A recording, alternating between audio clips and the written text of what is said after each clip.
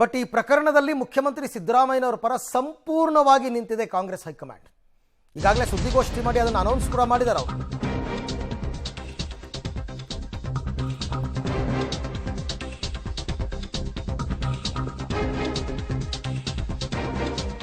ಬಹಿರಂಗವಾಗಿ ಸಿಎಂಗೆ ಬೆಂಬಲ ಕೊಟ್ಟಿದೆ ಕಾಂಗ್ರೆಸ್ನ ಹೈಕಮಾಂಡ್.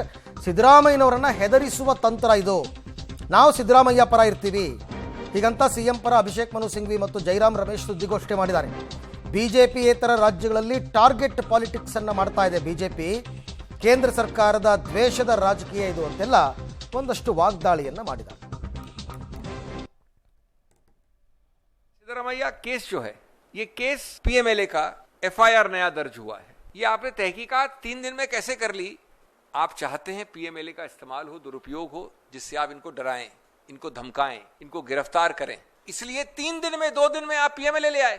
कर्नाटक की जनता ने भारतीय जनता पार्टी के 113 एमएलए नहीं जिताया, बहुमत नहीं मिला. तो हमें एमएलए नहीं मिला तो आपके खिलाफ हम पीएमएलए लाएंगे. ये हो गया है एमएलए बनाम पीएमएलए. जिस दिन से सिद्धरामैया जी की सरकार आई बेंगलुरु में, पहले दिन से उसको उन्होंने लागू करने नहीं दिया. The Indian National Congress believes and is convinced that this ED action is an action of political vendetta, political revenge. ಈ ಬಗ್ಗೆ ಕೂಡ ಮತ್ತಷ್ಟು ಮಾಹಿತಿ ನನ್ನ ಕೊಲೀಗ್ ಸುಕೇಶ್ ಅವರಿಂದ ಪಡಿತೀನಿ. ಸುಕೇಶ್, ಈಗ ಮಹಾರಾಷ್ಟ್ರ ಸೇರಿದಂತೆ ಕೆಲವು ರಾಜ್ಯಗಳ ಚುನಾವಣೆ ಮುಂದಿದೆ.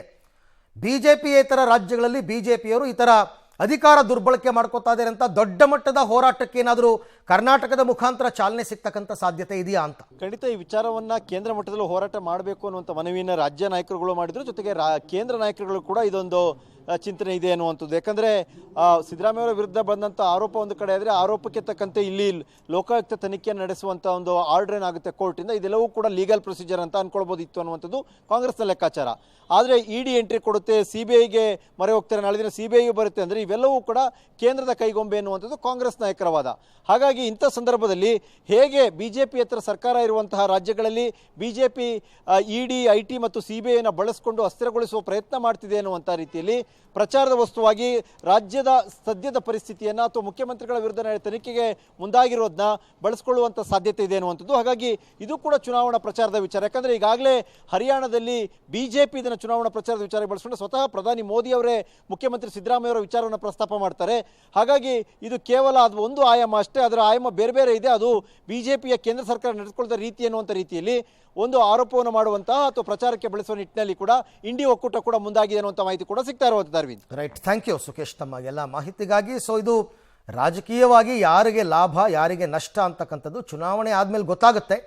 ಬಟ್ ಸ್ಟಿಲ್ ಆ ಎಲೆಕ್ಷನ್ಸ್ ಇರೋದ್ರಿಂದನೇ ಸಿದ್ದರಾಮಯ್ಯನವರ ಪರವಾಗಿ ಕಾಂಗ್ರೆಸ್ ಹೈಕಮಾಂಡ್ ನಿಂತಿರೋದು. ಈ ಸಂದರ್ಭದಲ್ಲಿ ರಾಜೀನಾಮೆ ಅಂತೆಲ್ಲ ಆಗ್ಬಿಟ್ರೆ ಬೇರೆ ರಾಜ್ಯಗಳ ಚುನಾವಣೆ ಮೇಲೆ ಇದು ಪರಿಣಾಮ ಬೀರುತ್ತೆ ಅನ್ನೋ ಕಾರಣಕ್ಕೋಸ್ಕರನೇ ಹೈಕಮಾಂಡ್ ಸಿದ್ದರಾಮಯ್ಯನವರ ಬೆಂಬಲಕ್ಕೆ ನಿಂತಿದೆ. ಸಿದ್ದರಾಮಯ್ಯ ಪರ ಕಾಂಗ್ರೆಸ್ ಹೈಕಮಾಂಡ್ ಯಾಕೆ ನಿಲ್ತು ಈ ಸಂದರ್ಭದಲ್ಲಿ? ಒಂದು ಕಡೆ ಲೋಕಾಯುಕ್ತ ತನಿಖೆ ಆಗ್ತಾ ಇದೆ, ಒಂದು ಕಡೆ ಇಡಿ ಅವರು ಕೂಡ ಎಂಟ್ರಿ ಆಗಿದ್ದಾರೆ. ಇಡಿ ಅವರು ಬಂದಿರೋದೇ ಅಕ್ರಮ, ಕೇಂದ್ರ ಸರ್ಕಾರ ಇಡಿ ಅವ್ರನ್ನ ಛೂ ಬಿಟ್ಟಿದೆ ಅಂತಕ್ಕಂಥದ್ದು ಆರೋಪ ಮಾಡ್ತಾ ಇದ್ದಾರೆ. PMLA ಆ್ಯಕ್ಟ್ 2 ದಿವಸದಲ್ಲೇ ಹೆಂಗೆ ಅಟ್ರಾಕ್ಟ್ ಆಗುತ್ತೆ ಅಂತ ಪ್ರಶ್ನೆ ಮಾಡಿದ್ದಾರೆ.